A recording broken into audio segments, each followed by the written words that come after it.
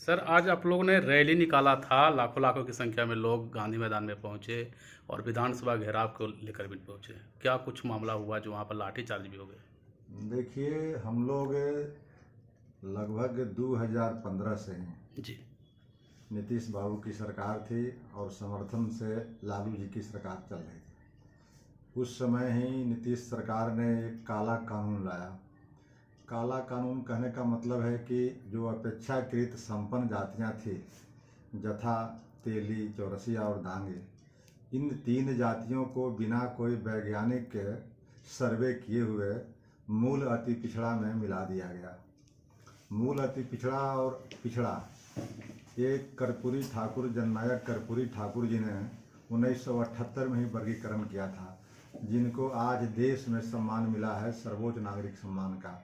उस समय कर्पूरी ठाकुर की धारणा थी कि जब तक नीचे जातियों को ऊपर की जातियों से अलग नहीं रखा जाएगा, पिछड़े वर्ग में भी, तब तक नीचे के जो पिछड़ी जातियां हैं उसको लाभ नहीं मिलेगा। वर्गीकरण का उनका मकसद था। उस वर्गीकरण के एक तरह से नीतीश बाबू की एक झटके में नीतीश जी की कर्पूरी जी की आरक्षण को समाप्त कर दिया गया। तब से हम लोग कोर्ट कचहरी से लेकर के सड़कों पर हम लोगों ने रथ यात्रा निकाली। हम लोगों ने जननायक कर्पूरी ठाकुर के कर्पूरी ग्राम से पद यात्रा निकाली। उसके बाद भी बात नहीं बनी तो हम लोग अति पिछड़ा आरक्षण बचाओ सम्मेलन मिजर स्कूल मैदान में किया। बिहार के कोने कोने से हजारों की संख्या में लोग आए। उससे भी बात नहीं बनी तो हम लोगों ने व्यक्तिगत तौर पर नीतीश कुमार से मिलकर के भी इस बात को रखा।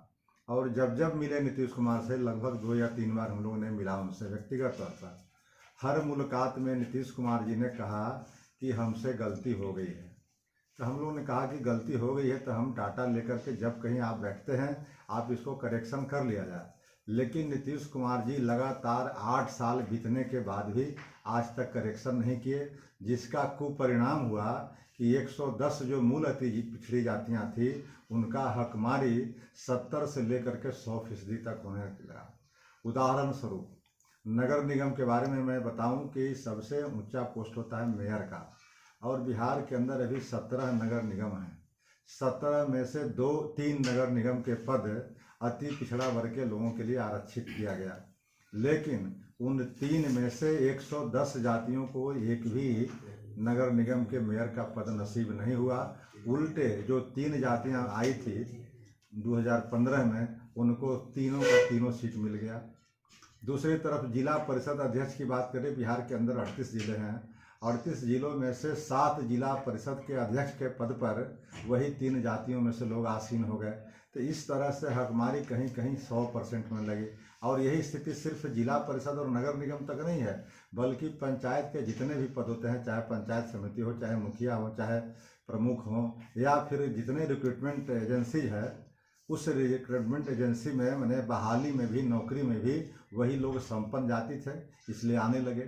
तो इतनी बड़ी हकमारी जो जननायक कर्पूरी ठाकुर की संकल्पना थी कि हम इसको मुख्य धारा में लाएंगे, बहुत पीछे है विकास के दौर में, तो आज तो है आरक्षण करीब करीब अर्थहीन हो गया। इस कदर हम लोगों के अंदर आक्रोश है। बिहार के लगभग 110 जातियों में नीतीश कुमार के प्रति भयंकर गुस्सा है, आक्रोश है, उत्तेजित है लोग। इस आक्रोशित भावना को हम लोगों ने ये आज 15 दिन पहले स्मार पत्र के माध्यम से भी नीतीश कुमार जी को सूचित किया था कि आप इन मुद्दों पर या तो चाहें तो आप बुला लें और नहीं तो इसकी मांगे पूरी कर दें। लेकिन सरकार कुछ नहीं सुनी। तब अंततोगत्वा हम लोगों ने विधानसभा घेराव की चेतावनी दी थी। और आज जब विधानसभा घेराव करने हम लोग निकले तो सरकार के इशारे पर जो पटना पुलिस की जो कार्रवाई हुई, उसकी जितनी भी निंदा की जाए कम है। पहली कार्रवाई तो ये हुई उनकी कि हम 12:30 बजे से अपना विधानसभा का शांतिपूर्ण मार्च निकालना चाहते थे, लेकिन पुलिस 11:15 बजे के आसपास, 11:30 बजे हमारे लोगों को गेट में बंद करके गांधी मैदान के अंदर और नज़रबंद करने की कोशिश की। हम लोग किसी तरह जबरन वहाँ से गेट को खुलवाते हुए, पुलिस को धक्का देते हुए जब बाहर निकले तो जेपी गोलंबर पर बैरिकेटिंग की गई और वहाँ पर पानी के फव्वारे भी छोड़े गए। उससे भी जब बात नहीं बनी तो हम लोग पर लाठियाँ चरसाई गई और हमारे जो माताएं और बहनें थी उस शांतिपूर्ण प्रदर्शन में, उन पर भी लाठियां बरसाई गई, धक्का मुक्की की गई। उस समय पटना पुलिस के एक भी महिला कांस्टेबल नहीं था और इस तरह से हमारे बेटी बहनों पर और इस तरह के धक्का मुक्की और इस तरह का व्यवहार किया गया, उससे वो लोग शर्मसार हो रहे थे। इसके बाद भी लाठीचार्ज हुआ तो हम लोग तो चाहते थे कि शांतिपूर्ण ढंग से प्रदर्शन करें और डाकबंगला चौराहा तक हम लोग जाने की इच्छा व्यक्त किया था, लेकिन डाकबंगला चौराहा तक भी पुलिस प्रशासन चाहती थी दबाव दे करके कि नहीं जाने दे। लेकिन हम लोग की जो मांगे थी कि तेली तमोली दांगी मूल अति पिछड़ा को नीतीश कुमार अविलंब निकाले। 10-15 दिन के बाद चुनाव की अधिसूचना जारी होने वाली है। अगर इस चुनाव की अधिसूचना के पहले अगर नीतीश की सरकार इसे वापस नहीं लेती है काला कानून को, तब बिहार में लगभग 110 जातियां जो मूल अति पिछड़ा है, जिसकी आबादी लगभग 36% है, वे सभी के सभी लोग आक्रोशित हैं, सड़क पर आ गए हैं। अब इंतजार हम लोग की है कि अगर यह समय पर इसकी घोषणा नहीं करते हैं, वापस नहीं लेते हैं, तो हम लोग आगामी लोकसभा के चुनाव में नीतीश कुमार के साथ आर पार की लड़ाई पर लड़ेंगे और इसकी खामियाजा भुगतना पड़ेगा इस सरकार को। इसी संकल्प के साथ आज के बिहार के कोने कोने से हजारों लोगों ने बिहार के हर जिलों से आकर के इस शांतिपूर्ण प्रदर्शन में भाग लिया और इस आवाज़ को बुलंद किया। सर, अति पिछड़ों के आपके नेतृत्व में अति पिछड़ों ने एक ऐतिहासिक रैली किया जो विधानसभा गिरने को काम किए, उसके बाद भी ये बिहार सरकार द्वारा लाठीचार्ज कर दिया जाता है। इस पर क्या कुछ सरकार को क्या कुछ कहेंगे बिहार सरकार को जो इस तरह की हरकत? अब जो गलतफहमी थी हमारे अति पिछड़े के भाइयों के बीच में कि यह सरकार अति पिछड़ों की है, और सच्चाई भी है कि नीतीश कुमार की जो भी विधायक बने हैं वो अति पिछड़े के वोट से बने हैं। आज अगर नीतीश कुमार की पार्टी का सबसे बड़ा वोट बैंक कोई है तो अति पिछड़ा और उनकी जाति है। लेकिन आज लाखों और करोड़ों अति पिछड़े के लोगों को समझ में आ गया कि नीतीश कुमार किस तरह से घड़ियाली आंसू बहा करके हम लोग को सब्जबाग दिखा रहे हैं और हमारे हकमारी ही नहीं, हम पर लाठियां भी बरसा रहे हैं। आज हम लोग का कसूर क्या था? हम लोग शांतिपूर्ण प्रदर्शन करने के लिए निकले थे और लगातार 8 वर्षों से इसका हम लोग सरकार को सूचित कर रहे हैं विभिन्न अवसरों पर, धरना के माध्यम से, आंदोलन के माध्यम से, पदयात्रा के माध्यम से, लेकिन सरकार पर जू नहीं रेंग रही है। उल्टे सरकार अति पिछड़ों के शांतिपूर्ण प्रदर्शनकारियों पर लाठीचार्ज करवाती है, हमारे माताएं और बहनों पर लाठीचार्ज करवाती है। इसका तो कम से कम सरकार को हिसाब किताब अति पिछड़ा वर्ग के लोग आगामी चुनाव में अवश्य लेंगे। कुछ लोग घायल भी हुए हैं क्या इस लाठीचार्ज में, भागदौड़ में? बिल्कुल घायल हुए हैं, चोटें आई है, किसी के कान के पर फूटा है।